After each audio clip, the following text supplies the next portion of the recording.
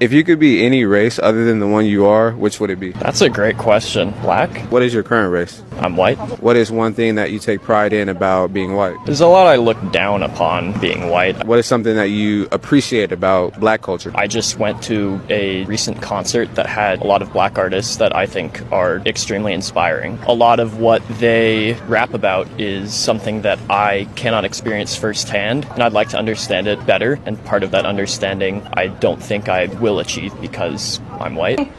I know I don't understand your experience. Yes, ma'am. Because I have never had to live it. Come on now. I can sympathize, and I can recognize when things are wrong. That's right. For instance, if a black man or woman should never be afraid for their life, for getting pulled over for speeding. Come on now. But I have never lived in that fear. Come on now. Come on. No black man or woman should ever be reluctant to walk outside for fear of racial profiling. Come on now. But I have never been racially profiled. That's right. Come on now. No black man or woman should ever expect to go to jail in their lifetime because of the color of their skin. Come on now. But I have never lived in that That's expectancy. good. That's good. That's good. And this is why I don't believe in the phrase, I don't see color. That's right. One, to say you don't see color on now. is a lie. Come on now. We're different. We can all see that. But two, and way more importantly, to deny the differences in our skin is to deny the differences in our privilege. Come on. I'm going to say that again because I think it's worth repeating. To deny the differences in our skin is to deny the differences in our privilege. And that leads me to my next point. To deny the differences in our color is to promote ignorance. Ignorance is the reason that systemic racism and oppression is allowed to exist in this country. That's good. That's good. So why am I here? Why am I up here speaking? Come on now. Tell them, sister. I'm going to talk on about three things. One of those is change, the other is ignorance, and one is discomfort. I'll get there. Go ahead. Take your time. Broadly speaking, why am I here? Because I want change. But let me speak on that for a second. Because I think a lot of people want change. I think a lot of people say they want change, but let me clarify. I think a lot of white people think they want change. Come on. But here's the thing about that. In order for there to be a true and genuine change, for you, for the black community, for people of color, there has to be an equal and requited amount of change for white privilege. Yes, right. And that is something that white people don't want to think about. They don't want to admit that. White people don't want to acknowledge the head start we have in life just for being born this color. You know what? That is willful ignorance. Put it on front line. Willful ignorance is what allows oppression to continue in this country. Together we stand. That's it. Yeah. So I'm going to talk on ignorance for a second. I think one of the biggest things that allows ignorance to continue is our education system. There it is, baby. Yes, ma'am. Our education system. Yes, ma'am. And what I mean by that is our education is a white man's education. It is. Oh, yes. It is a white man's history. Yes, ma'am. Tell it. She Why does that matter? Again, like I said, I can recognize when something is wrong. And that is wrong. Why? Because when you tell that history, the history that excludes black history and black culture and the black experience, you allow white people to think that nothing is wrong. And when that happens, you allow white people to think, well, it was bad back then, but it's not bad now. Hell no. That's right. It's bad now. In fact, some might say it's worse because this is systemic oppression. That's right. This is institutional oppression. This is oppression that is not overt, but it is just as powerful, and we are able to hide it. God Almighty. And I have more to say. If you want to hear all of it, please come out Saturday. We'll be there. Thank you. We appreciate it. But just know the reason I'm here is because I stand by you. I support you. I love each and every one of you out here. We are brothers and sisters to the day we die. Yeah. And this is not my time to have my voice heard, but I will use my voice for you. I promise. Thank you. All right, racists, let's talk. I'm just going to come out and say it. A majority of white people wish that they were black.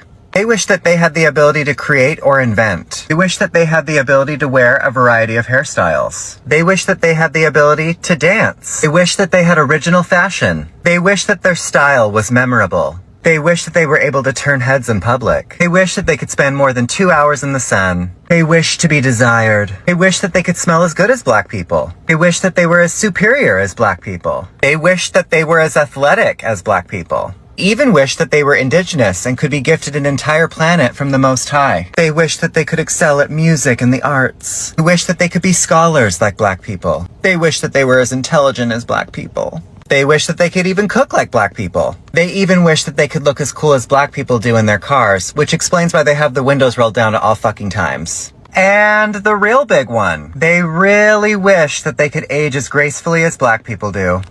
So I've been doing this hairstyle for the past 2 days and I'm just a little bit obsessed with it, yeah. So I decided I'm gonna make it a trend.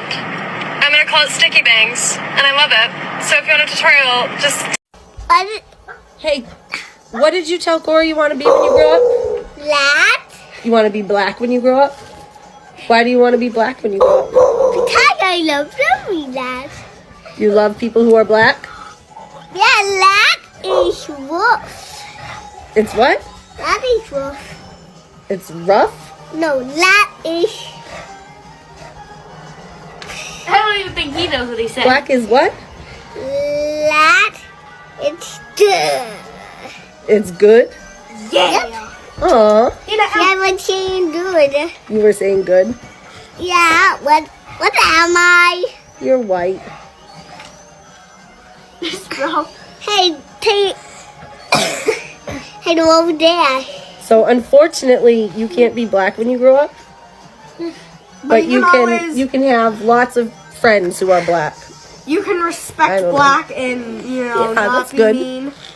I think it's really cute that you want to be black when you grow up. It is. It's your He's also kind of weird. My hair's brown. No, maybe he has just some friends. It's your eyebrows, Yeah, maybe he did make My eyebrows? Yeah. They're brown. Now sign. What's up everyone and welcome back to the channel once again. So guys, I hope you are doing well today, and if you are new here, don't forget to like this video, subscribe to the channel and share your thoughts on the comment below.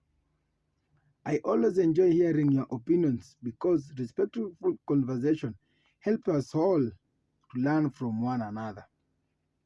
Today's video we are talking about something that is becoming more and more important in America and around the world. It is about Generation Z, also known as Gen Z, and how many young people are changing the conversation about race, culture, privilege, and equality. Whether you agree with opinion or not, one thing is becoming clear: many people are asking questions that older generation either avoided or never discussed openly. They are using social media, the internet, and their own experience to challenge ideas that have existed for many years.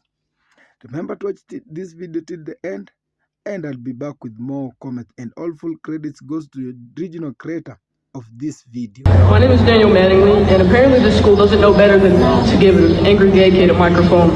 No shade at all, but I came to this graduation planning to give a speech about my trauma influencing me as a person. And black, brown, and mixed youth are facing oppression nowadays and being forced to fear their own identities. I had a speech ready to cheer on and encourage oppressed youth, which makes up the entirety of the school. I was told by Mr. Dawson and Miss Imes that there's a time and a place. My speech is too negative, it's too controversial. This school is built on racism, sexism, and homophobia. I encourage everyone here today to stand up for yourself, even if it makes a scene. This school is fucking ridiculous. This school is ridiculous. That's Daniel Mattingly, and that video of his speech from his 8th grade graduation from Stewart Academy here in Louisville is going viral. I got to talk with him today, and he said he originally had a different speech planned. A majority of it was just explaining that I see that people are going through trauma and going through oppression today. But teachers had told him it was too negative and said that he couldn't speak last minute. He still found his way up to the stage, and that's when he said this. This school is built on racism, sexism, and homophobia. I encourage everyone here today to stand up for yourself, even if it makes a scene. And Daniel told me his intention was never to paint the school in a bad light, but he just wanted to speak his truth and also to inspire his peers with his own story. Whenever I was in 4th grade, I was taken to the living room by my parents, and they told me that they were diagnosed with cancer. The trauma that you face doesn't...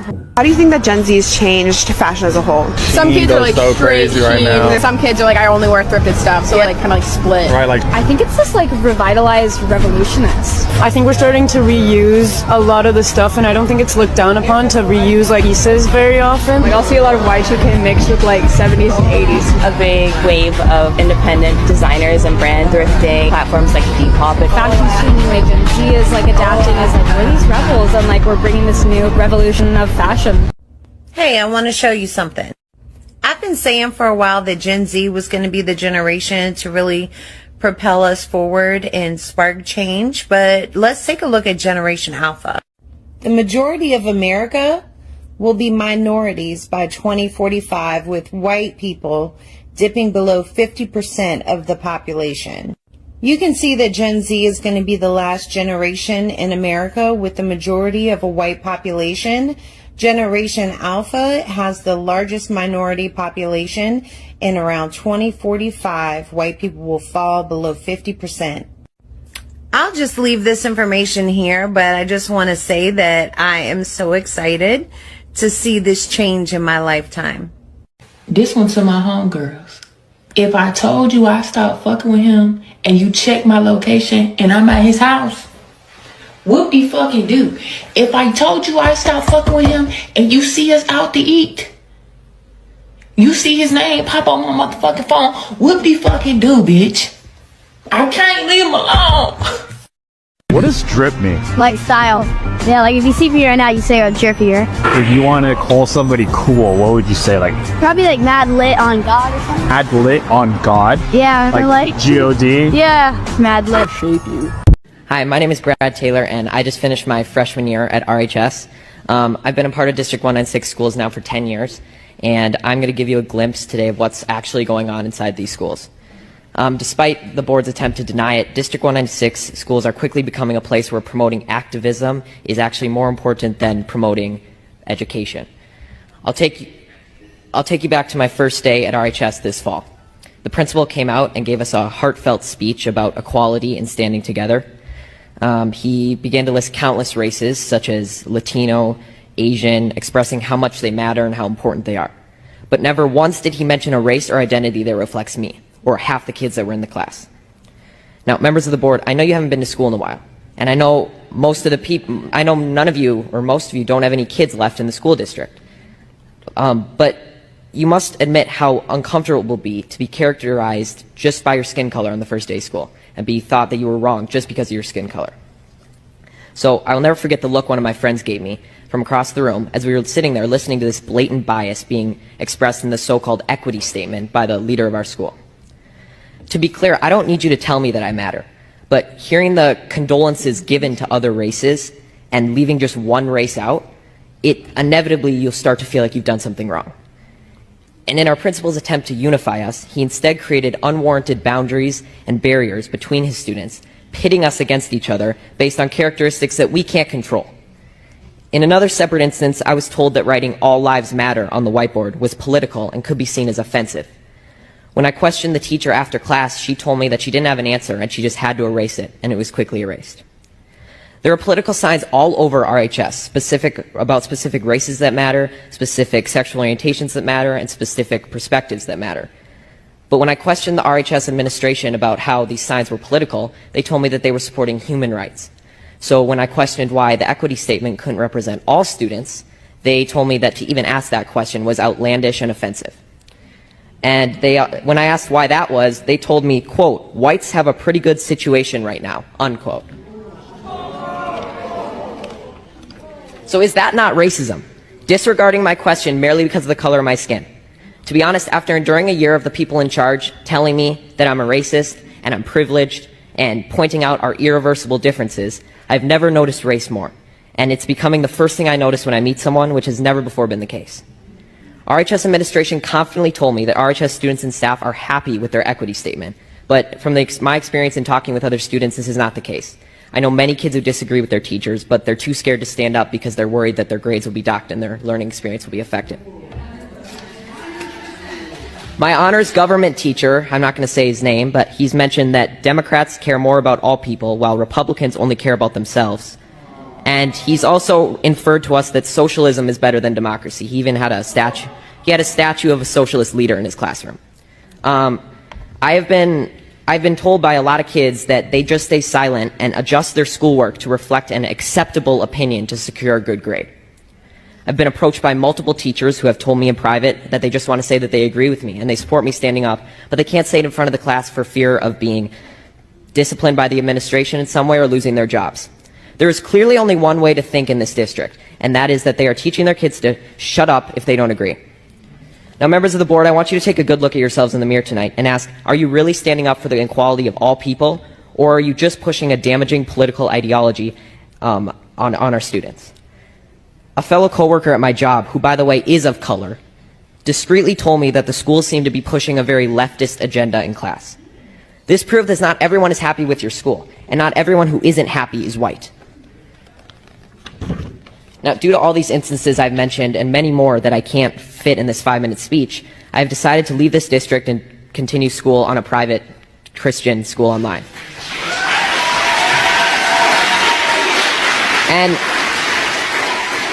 And there will be sacrifices, and I will not get to walk in the graduation ceremony or attend milestones at RHS, but I will be able to learn in an environment that is not intent on punishing me daily for my skin color and political views.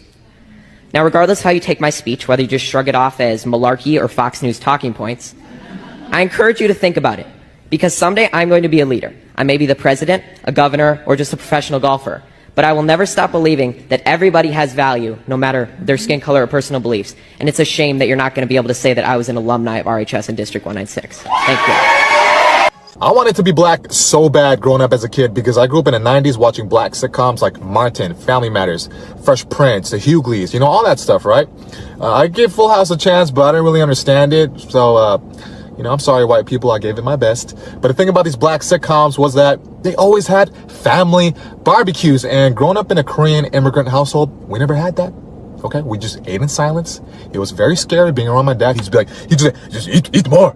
You know, just that's all it was. And you know, a lot of farts and shit and burps. So it was awkward. So I got jealous, okay? And my best friend growing up, he was black. His name was Roy. And I remember one day telling him the truth. I said, Roy, sometimes I wish I was black so I could have family barbecues. And he was like, you can go to mine next year. And I was like, are you serious? And he was like, yeah, just come through. Black people get down with the barbecue, by the way, so.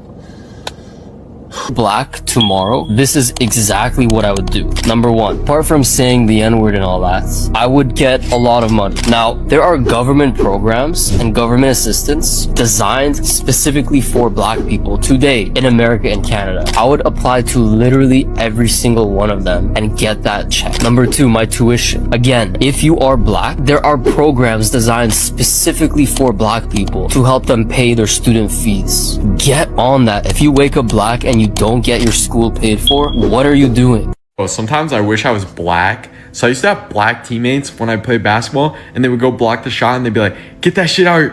You know what I'm saying? And oh my gosh, sometimes I'd feel their aura just radiate.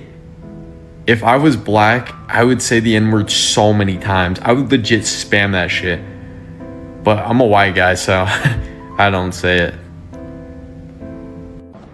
Be excited, I think. I'd be excited. Oh yeah, dude. Every white person's dream, I think, is to wake up black, low key, for sure. Yeah, dude, I would love it, dude. I would, first of all, I would sneak up on people that didn't know I was gonna be black, bro, and fucking surprise them. Because they'd be like, oh fuck, I'm scared. And I'd be like, it's me, motherfucker. I think I would just like see what it feels like to just say nigga. No, I wouldn't say it. I might write it down. I would write it down. Text it. Yeah. Guess who's here? And then they say who? This. Yeah.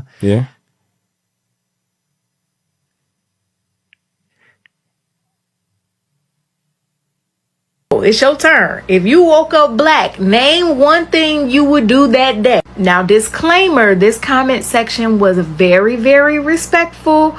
They were not, you know what I'm saying, just like the other people for the black one. So, like, calm down, because I will block you. Make my butt do that jiggly thing. Oh, wait a minute. Oh, Jordan, you made my side hurt. Helicopter. I'm assuming just the sound. But I honestly, somebody gonna have to break that one down for me. Because me, a black woman, I have no idea what you're talking about. First thing I do is check if my wee got bigger. Now listen, Timothy, you a real one for this, okay? You are a real one for this. And I'm rooting for you, man. I'm rooting for you. Go get my hair done in micro braids. Y'all really want these braids, huh? You know, I don't blame you. Because as you can see, a black girl in her braids. Like, I get it. Laugh at a great joke while running around the house and not have to stand still. Wait a minute. Y'all have to stand still when you laugh? Like, do y'all just be standing there, you just, with posture and everything? Like, that's what y'all be. Y'all don't be, you know what I'm saying? Y'all don't be like running around, basically like playing tag, beating folks up, laughing. It's like all the different varieties of ways that y'all just got salt and pepper on y'all laugh, huh? No season salt, no garlic and onion and thyme. And okay, well, bless you. I hope you get that opportunity for yourself. Not change the battery in my smoke detector. Black people, this cannot be our legacy. Go change that. You embarrassing us. Go change that battery in that smoke detector. White people, if you woke up black, name one thing you would do that day. Guys, the comments were absolutely hilarious. You need to see. I would like to put a little fear in my case so they would actually listen to me. Come on, I thought we blacks are doing too much on that. Really overdoing it. I thought we blacks eat too much. Come on. You see, we ladies, have you seen our black stomach, our belly, our pot bellies? Spices.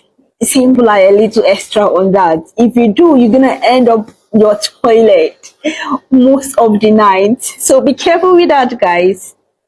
Yeah. Said fear of becoming a tomato. That one that took me on away. This is me. Sometimes white colleagues, how old do you think I am? And then say, guess my age. And they say, 20, 19, 18. God, I'm 35. I am 35. And one over there gets breast with this. You can do it. I mean, yeah, I love braids, but I think your hair, you can actually do it. Wrong teeth like this, we eat, but we crush them.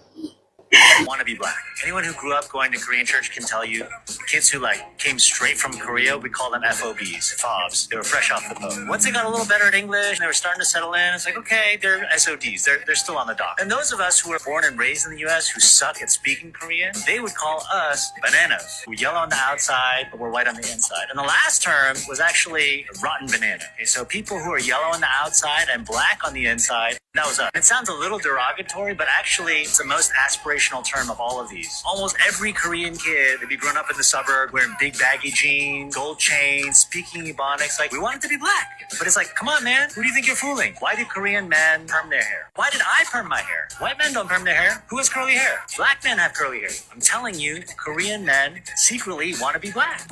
I don't think it's nothing wrong with it, all right? You got to think about this. Every immigrant group that comes to America is stuck in this weird place of trying to find who they are in America. That's the same thing we did. We just did it first. We've been here the longest, right?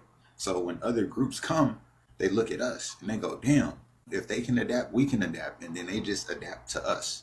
That's just how I see it, right? So I don't think Korean men want to be black. I don't think anybody wants to be the other race of another people. I just think that other races come here and they see how comfortable we are in America and they mimic that, if that makes sense, right? English isn't our first language. English isn't anybody's first language other than English people. But we took English, we make it sound smooth, we make it sound, you know what I mean? We take it and we black it up a little bit, for lack of better words. I think that other immigrant groups, they see that. They come here, And they look at us as, well, if they can do it, I can do it too. You know what I mean? He mentioned wearing gold chains and baggy pants, and that's just black people trying to carry out their style and how they feel. And it's like art, you know what I mean? It's like walking, moving art, you know what I mean? That's how most of us black people are. We expressing our feelings and how we feel inside with how we look, how we dress, how we feel. You get what I'm saying? So that's not a black thing. It's every immigrant group that comes to America, I believe, goes through a certain identity crisis, if that's the right word. You get what I'm saying? So shout out to bro for being honest. You get what I mean? And do I think that Korean men want to be black? No, I don't. Do they like some elements of our culture? Possibly. I would need more Korean men to speak on that, right? Because I'm obviously a black man. I'm not Korean, so I don't have the insight into their culture like that to speak on that, right? What is y'all's race or ethnicity? Caucasian. Caucasian. I could have guessed. If you guys could be one race for a day, what would you be and why? We're the superior race, like not as in like that. Oh, that's mad. Yeah, we are the That's the most German answer. I'm not going to be like, I want to be black because you guys have a terrible time of it. Okay. So what would you be after that crazy answer? I'd be mixed race. Why, and why is that? My ex-boyfriend was mixed race growing up, but he never got it.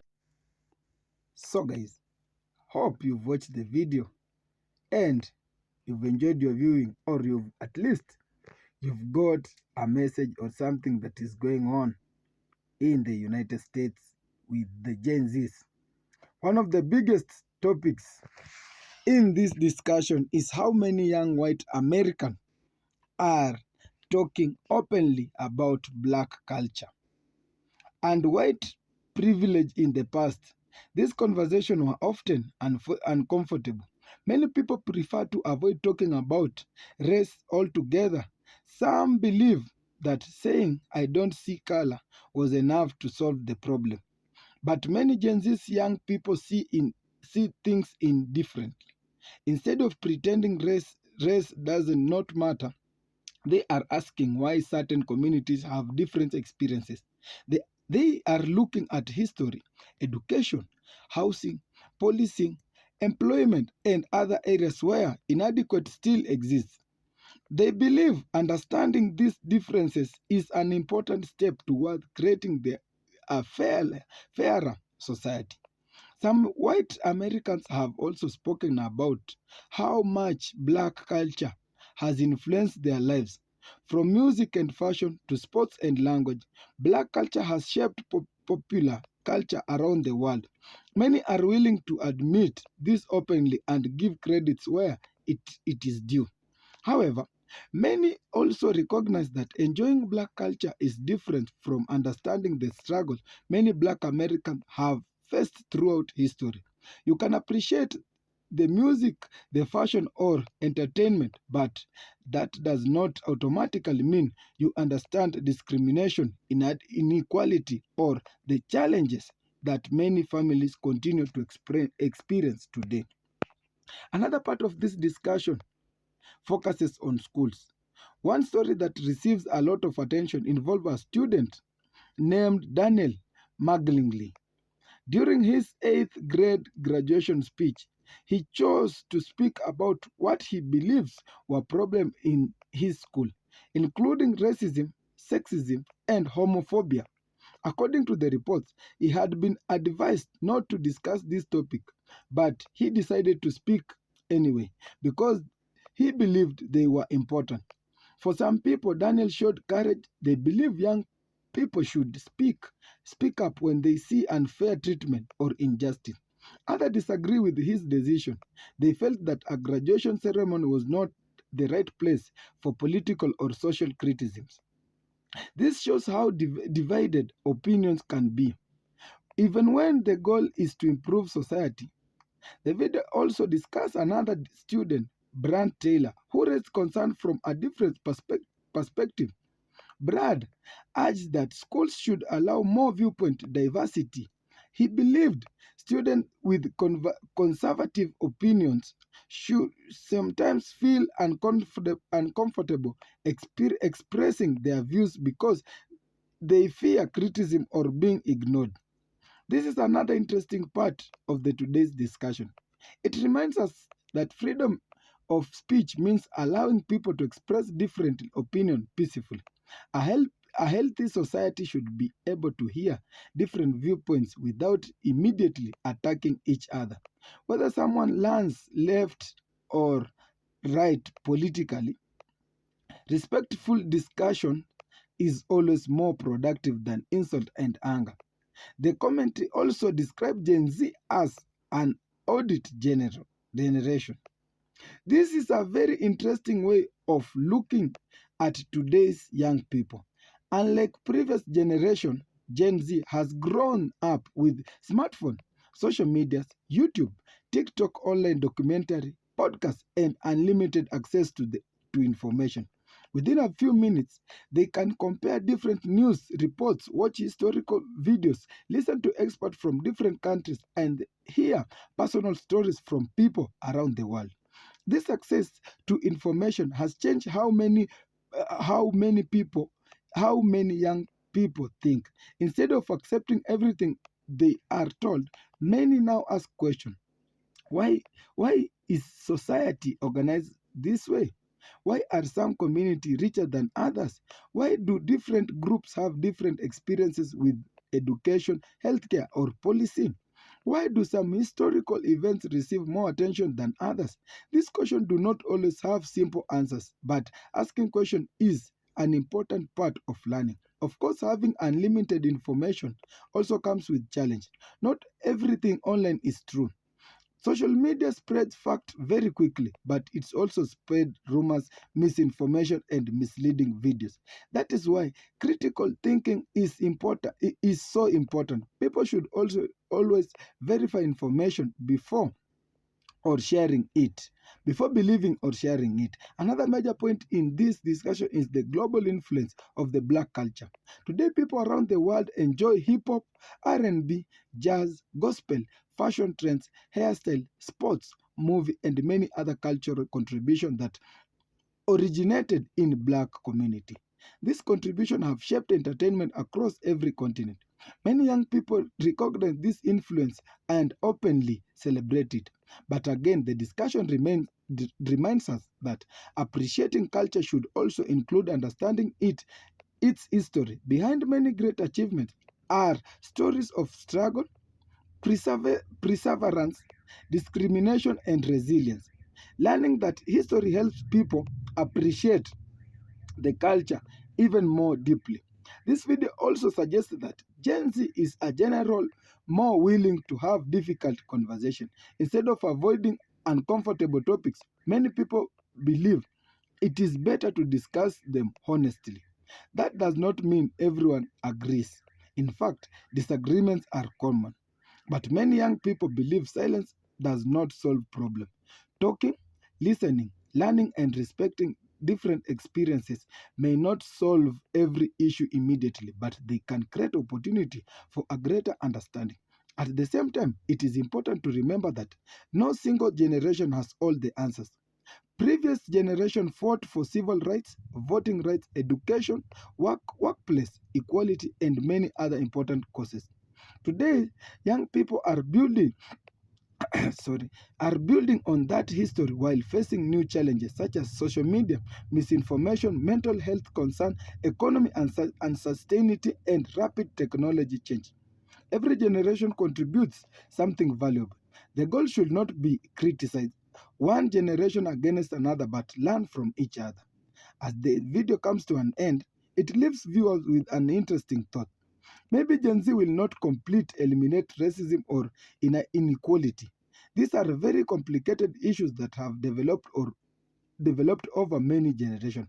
But if more people are willing to ask honest questions, listen carefully, admit mistakes, and respect different experiences, that could be an important step toward progress. Real change usually happens slowly. It happens through conversation, education, understanding, and cooperation. Whether you agree with every opinion presented in the video or not, It is clear that today's young people are becoming more involved in discussions about fairness, identity, history, and social responsibility. That alone makes this an important conversation worthy paying attention. So, I will have to hear from you, and I have a big question here. Do you think Gen Z is changing society for the better? Are these conversations helping people understand each other more, or do you think they are creating more division? Remember to share your thoughts on the comment section. But let's keep this discussion respectful, and everyone benefits from honest and civil conversation.